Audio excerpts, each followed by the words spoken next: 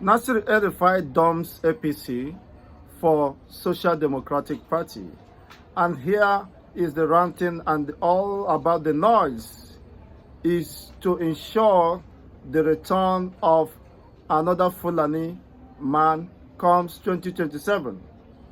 Let us gang up and push APC. What he's saying that the Southerner should be pushed out, why the Atiku Kwankwaso El-Rufai himself, who happens to be a Fulani man, they want return to the power 2027 by all means. It is not that they have the interests of Nigerians at heart. Unfortunately, the Southerners who are joining them might be playing to the gallery. Why suddenly El-Rufai pitch a camp against Tinubu? In as much as Tinubu, of course, may have disappointed the Southerners. Things are getting worse. The economy is battered. But El-Rufai, a Fulani man, has no justification for trying to return back to power. It is the turn of the Southerners. Why are Fulanis so selfish? Why are Fulanis so engrossed with power? Buhari was there for 8 years. Nobody talks. Nobody challenged him. He did whatever he wants. Now he is gallivanting from one party to another, not because he has the interest of Nigerians at heart, but he is doing all he could to ensure that a Fulani man, either himself, Kwankwaso, or Atiku, they are Fulani people, eyeing for that position. Unfortunately, most of the Southerners are not aware of this conspiracy, and it's a gang up. They want to return to power because they understood that with power, they can control the resources. They were disappointed at Tinubu taking certain offices, stripping them their positions, such as the custom, controller of custom. They have been the one enjoying it, such as more maritime feet or maritime ministry and the rest of them. They are not happy with that. Do you understand? And any Southerner playing to the gallery, trying to form alliance with them, is just trying to destroy the South, the Southern opportunity, as they have vowed. You see, that once they return to power, there is no zoning. I pity most of the Southerners, even the Southwestern, Bakare, and the former governor of Osun State, Areboshola, forming alliance with a Fulani man, having understood the antecedents of a Fulani when Buhari was in power. They controlled the entire resources. They hijacked the entire economy, both security and otherwise, to themselves. So why are they crying so foul? Are they the only ethnic nationality in Nigeria today passing through the same suffering? They have been there. They enjoyed their moment with Buhari. They looted as much as they can. Why are they still interested in coming back to power? Even when it is the Southern time. I mean, this is a Southern turn to produce a president. And they are doing whatever they can now to form alliance with some gullible people who will support them for them to return to power. Because if it's even P2B has no chances of clinging to the power with the Fulani alliance. They will dump him at the end of the day. So what is that telling us?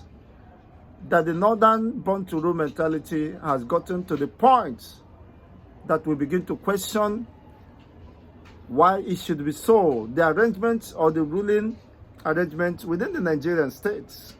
No wonder some persons have been calling for the review of the Constitution. The Constitution only favors the North by all consideration. How could you have make use of your own tenure for the past 8 years? You still want to return to power? By all means.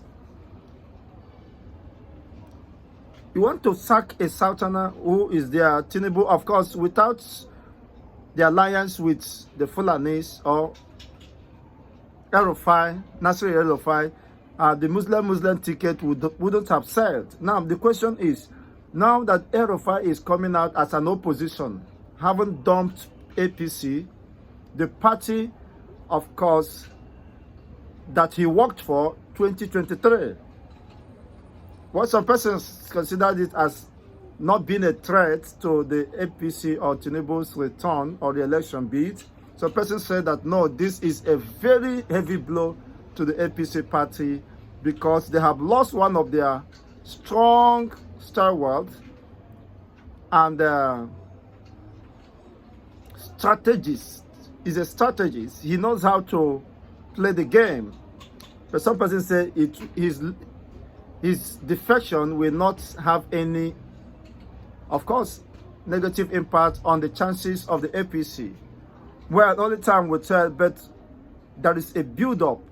They have started their calculations, they have started their alliance, their lobbies, their, of course, secret movements. Now, El-Rufai has come openly to say, I have finally dumped you. Tinubu, you can do away with your party and forming a common front, forging a common front that will challenge you come 2027. I know that El-Rufai is very fundamental. He has an influence when it comes to the North. He knows how to manipulate or play his cards. Reason why, of course, Tinubu has a very good number of all. It was whatever happens, the North in political calculation, as far as this current configuration is concerned, the North has a role to play in determining who becomes the next president. So he is going to be a spoiler to APC, as of course the North will be divided, and being that he has his own allies within the North who share the same sentiment with him, that Tinubu is running a Yoruba government, or Tinubu is putting his own people in very sensitive positions and removing the Fulanis and the rest of them. So they are not happy, and eventually we begin to plan on how to possibly replace him. Well, whatever happens, of course, will be defined in time. But one thing is important. The North has taken their 8 years of two-term through Buhari's dispensation. So the Fulani should go and rest until 8 years. The battle should be between the South and not the Fulanis, the North middling into it, trying to hijack power. It is not their turn, and that could be mischievous because with this development, it is setting a precedent. It is setting up the country for disintegration. If the North must return back by all means, it means they are saying that other ethnic nationality or region does not have any rights in Nigeria. That is just the case. It is not that they have performed well. During the Buhari time, people were complaining there was killing, there was insecurity. In fact, the Fulani they were ravaging and invading several communities. I mean, the entire part of this country was invaded. The killings, and nobody could arrest them. So with all these developments, nobody would want a return of a Fulani man in the Aso Rock. Yes, nobody can wish a Fulani man to come back. What of Karuri, the Middle Beltans, and the rest of them? Will they feature a candidate from Middle Belt or North Central, apart from a Fulani man? That is a question, and it is not possible because Atiku is by all means seeking to be re-elected. Kwankwaso, the same thing, who is a Fulani man, and one of the most dangerous cabals of the North, of the Fulani extraction, is Nasir El-Rufai. So if they are coming and are interested in clinching to power, it means The North are irrelevant. They don't have somebody that is qualified enough to be presented. Is that what they are saying?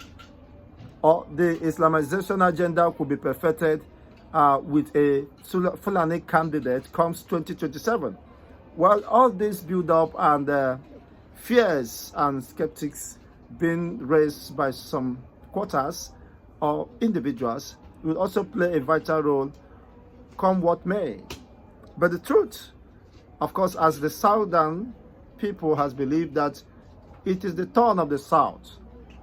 But beyond that, what happens after 2031 should Nigeria remain as an entity?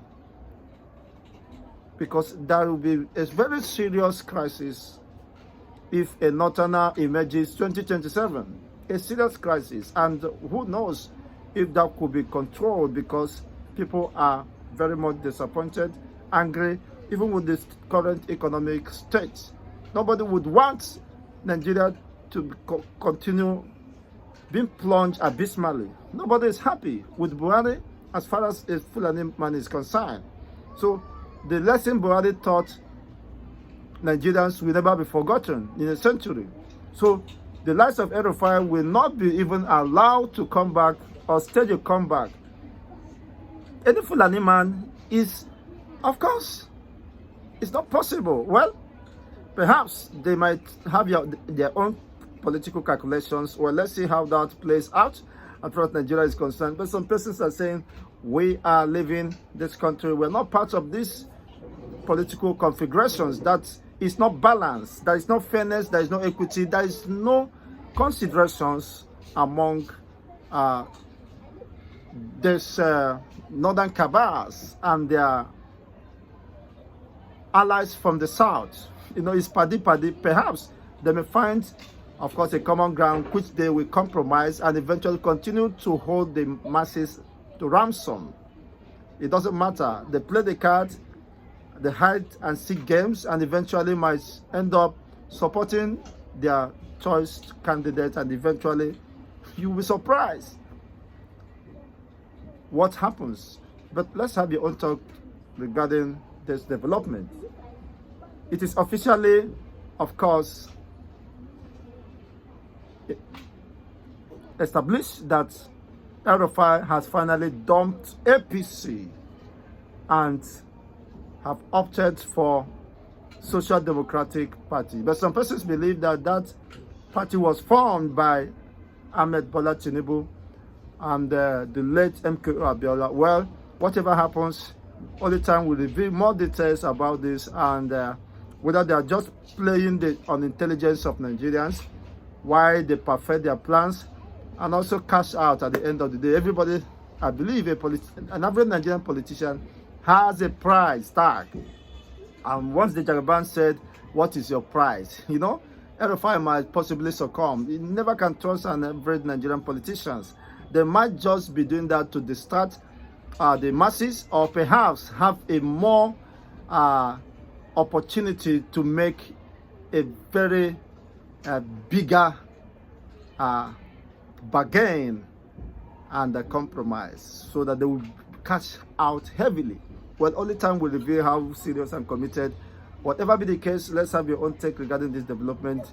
It is heating up. Of course, it's time to discuss politics, unfortunately.